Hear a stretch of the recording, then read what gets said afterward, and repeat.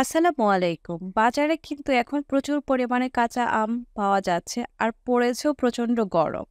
এই গরমে যদি কাঁচা আমের এই ঠান্ডা, ঠান্ডা শরবতটা একটু তৈরি করা যায়, তাহলে কিন্তু মন প্রাণ একেবারে আত্মা জুড়িয়ে ঠান্ডা কুলকুল হয়ে যাবে।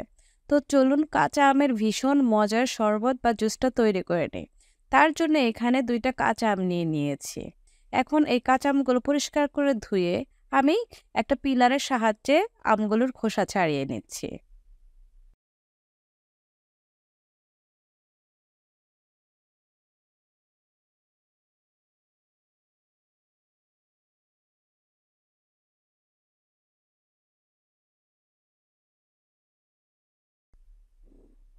দেখেন এরকম করে আমের খোসাটা ছাড়িয়ে নিয়েছি আর পরবর্তী আমটাও সেম ভাবে আমি খোসাটা ছাড়িয়ে নিচ্ছি। আমগুলো খোসা ছাড়িয়ে আমগুলো আমি ছোট, ছোট কিউবের মতো করে কেটে নিয়েছি। কিউব করে কেটে নিয়েছি। এখন কেটে নেওয়া তৈরিকৃত আম থেকে আমি প্রায় ১ কাপ পরিমাণ আম নিয়ে নিয়েছি। আর দেখেন আমের টুকরাগুলো এরকম করে কেটে নিয়েছি। এখন একটা ব্লেন্ডার জারে আমি আমের টুকরাগুলো দিয়ে দিচ্ছি। এখন আমি এখানে চিনি দিয়ে দিচ্ছি 1/4 কাপ পরিমাণ। মিষ্টিটা আপনার নিজস্ব স্বাদ অনুযায়ী বুঝে অ্যাডজাস্ট করে নেবেন। আর আমি এখানে একটা সবুজ কালার আর একটা লাল কালারের কাঁচামরিচ ব্যবহার করেছি। এতে করে সুন্দর একটা স্পাইসি ভাব আসবে আর সুন্দর একটা গ্রানও আসবে আর খেতেও ভীষণ ভালো লাগবে এই কাঁচা আমের জুস বা শরবতটা। আর দিয়ে দিচ্ছি 1/2 চা চামচ পরিমাণ টেলে নেওয়া ভাজা জিরার গুঁড়া। এখন আমি এখানে পানি দিয়ে দিচ্ছি, ঠান্ডা পানি দিয়ে দিব প্রায় ১.৫ কাপ পরিমাণ। তো আপনারা জুসের ঘনত্বটা কিরকমটা পছন্দ করে সেই অনুযায়ী পানিটা ব্যবহার করবেন। আর এখানে দিয়ে দিচ্ছি পুদিনা পাতা দিয়ে দিলাম কিছু সাম এতে করে সুন্দর একটা ফ্লেভার ছড়াবে।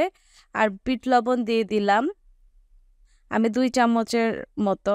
কারণ আমের টক অনুযায়ী কিন্তু লবণটা ব্যবহার করতে হবে। আর চাইলে আপনার নরমাল আমরা যে লবণটা খাই সেই লবণটাও ব্যবহার করতে পারেন। আর দিলাম ৩-৪ টার মতো গোলমরিচ দিয়ে সুন্দর একটা ঘ্রাণ বের হবে এই জুসটা থেকে। আর দিয়ে দিলাম ফ্রোজেন করে রাখা কিছু ধনিয়া পাতা কুচি আর এরকম একটা লেবুর টুকরা আমি রসটা চিপে দিয়ে দিচ্ছি।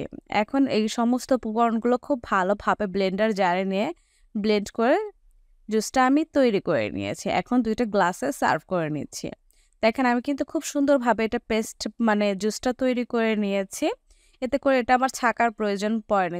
যদি আপনাদের জুসটা দানাদার অংশ থাকে সেক্ষেত্রে জুসটা আপনারা ছেঁকে সার্ভ করতে পারেন। এখন ২ টা গ্লাসে সার্ভ করে নেবার পর ২ টা লেবুর স্লাইস উপর দিয়ে সাজিয়ে নিয়ে নিয়েছি। আর এখানে দিয়ে দিচ্ছি বরফ কিউব। জুসের টেস্টটা খুবই ভালো লাগবে আর ঠান্ডা, ঠান্ডা লাগবে আর খেতেও ভীষণ ভালো লাগবে। তো দেখেন কত সহজেই তৈরি হয়ে গেল ভীষণ মজার কাঁচা আমের জুস বা শরবত। এভাবে কাঁচা আমের জুস বা শরবতটা আপনারা এই কাঁচা আম থাকতে থাকতেই কিন্তু তৈরি করে খেয়ে দেখতে পারেন। খেতেই কিন্তু ভীষণ ভালো লাগে আর যেই গরম পড়েছে, গরমে যদি এই ঠান্ডা, ঠান্ডা কাঁচা আমের শরবতটা খাওয়া যায় তাহলে কিন্তু মন্দ হয় না। বাসায় ট্রাই করতে একদম ভুলবেন না। আর ভালো থাকবেন সবাই। আল্লাহ হাফেজ।